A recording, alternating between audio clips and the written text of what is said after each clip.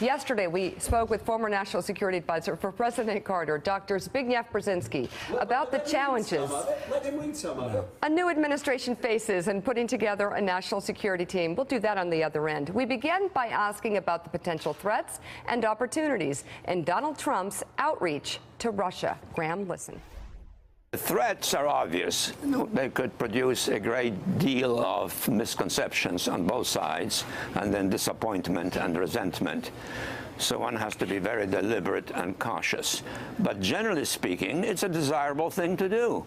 I think Russia is no longer a communist state, first of all. That's very important to realize.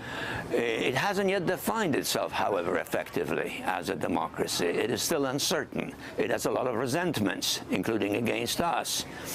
So it's a country in transition, and I think if we're clever about it, perhaps we can help them transit effectively and then become a constructive, significant member of the global community, one of the top three: the United States, China, and Russia. So the president-elect on the campaign trail has often talked about China, and he's talked about Vladimir Putin, often criticized for being a little too cozy with him, for having some sort of bromance with him. What is your advice to the president-elect pertaining to his relationship with these leaders? Pursue it, make every effort, but do so calmly and patiently, and knowing what is at stake. I think our role in the world, even if not dominant in a simplistic fashion, is still preeminent, and America is needed to pull together some larger coalition that can deal with global problems. And in that larger coalition, of course, America, China, and a changing Russia could be preeminent.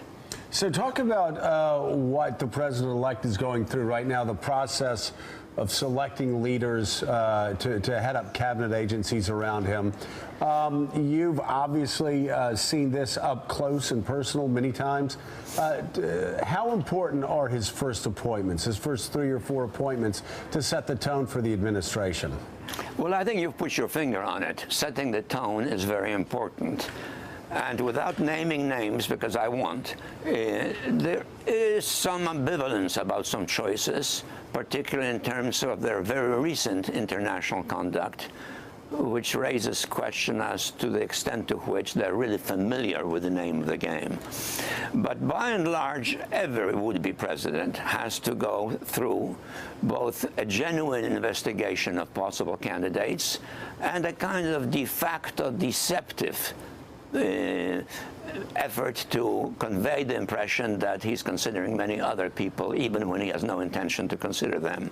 But that's normal. That's part of the game. In setting up his national security team, what would be your key bit of advice for the incoming president? At some point, he, in fact, has to give a very major speech on foreign affairs and on the historical era and the condition in which we find ourselves in it. I think this is something that American people have to come to realize, that our future is interwoven now, increasingly, with the rest of the world.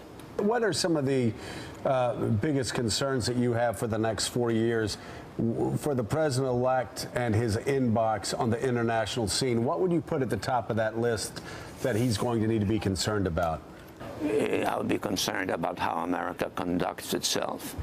Is the president experienced enough to set a steady tone, a tone which has a historic vision to it, a sense of commitment, but also understanding how the world is dramatically changing right now? I think that is the kind of balance the president has to show, and it's too early to tell if he can or he cannot. I think the situation is still uncertain, but one certainly hopes that he will do well, and he seems rather imaginative and bright, so I hope he will.